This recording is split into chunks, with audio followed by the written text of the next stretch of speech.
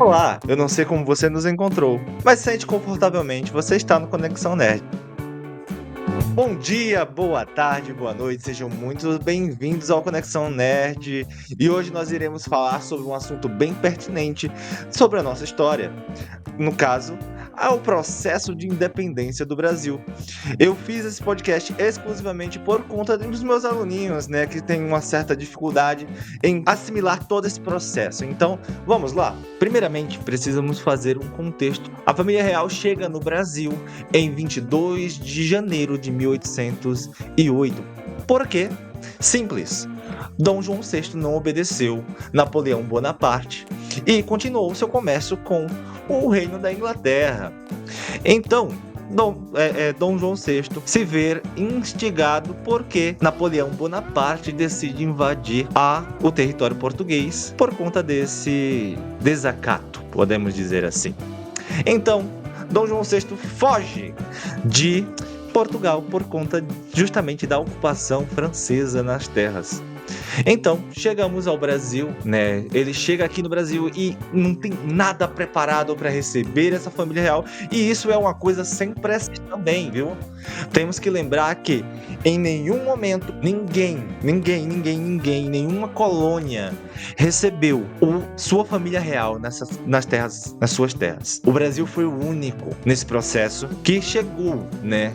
No dia, como eu tinha mencionado, em janeiro de 1808. Imagina só, estamos aí, do nada, com 15 mil pessoas chegando na cidade de Salvador, que não tinha estrutura para receber essa gama de pessoas. Então, passaram-se poucos dias em Salvador, precisamos admitir isso, né?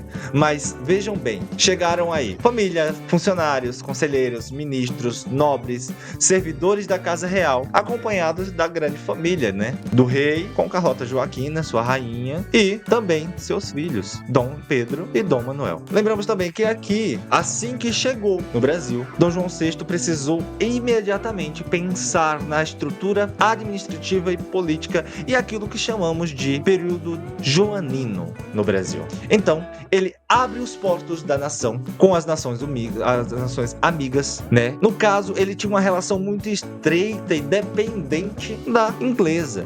Então, com essa abertura dos portos, o Tratado de Comércio e Navegação foi então colocado um teto desse imposto, que no caso seria 15% para os ingleses, para a Inglaterra, 16% de imposto para os portugueses, ou seja, a Inglaterra tinha 1% a menos que os portugueses, e qualquer outra nação, 24% de imposto para atracar e negociar dentro dos portos brasileiros. Outra questão é que, como a cidade de Salvador não poderia comportar esse povo todo, a corte se muda para a cidade do Rio de Janeiro, que se torna a capital do Império Português. Então lembramos que essa capital não tinha também muita estrutura para receber esse povo. Imagina só, a cidade tinha 60 mil, mais ou menos, 60 mil pessoas aí.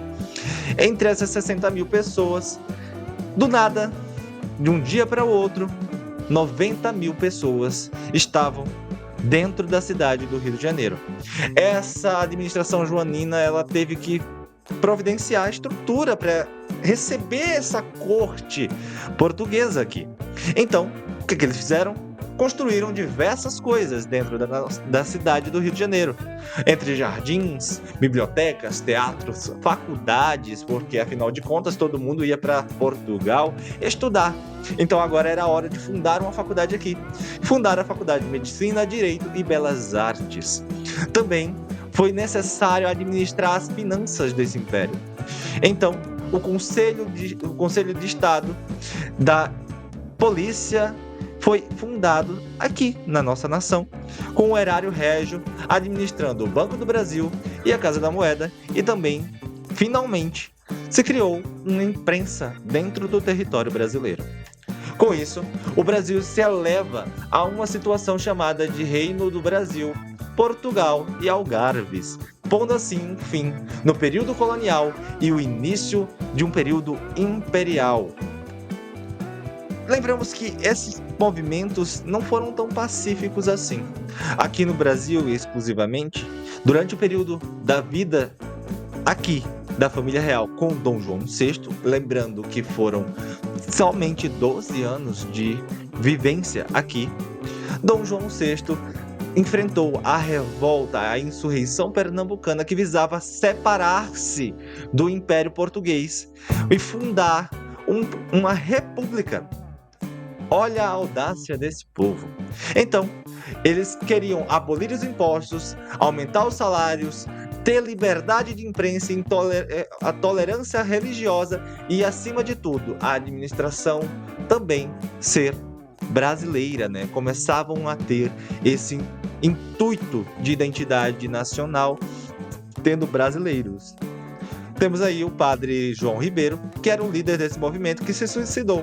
Então, seu corpo foi esquartejado e levado sua cabeça exposta em praça pública para lembrar a todos de não fazer revolução. Também tivemos uma revolução liberal lá na cidade do Porto, em Portugal, que exigiu a volta da família real e o decaimento da nação brasileira, do território brasileiro, para a colônia novamente. Então, lembramos aí que essa Assembleia Constituinte foi influenciada pelo Iluminismo e seus deputados portugueses eram maioria e exigiam esse retorno imediato de Dom João VI para Portugal, porque senão eles iriam pôr um fim no absolutismo, ou seja, pôr um fim na monarquia.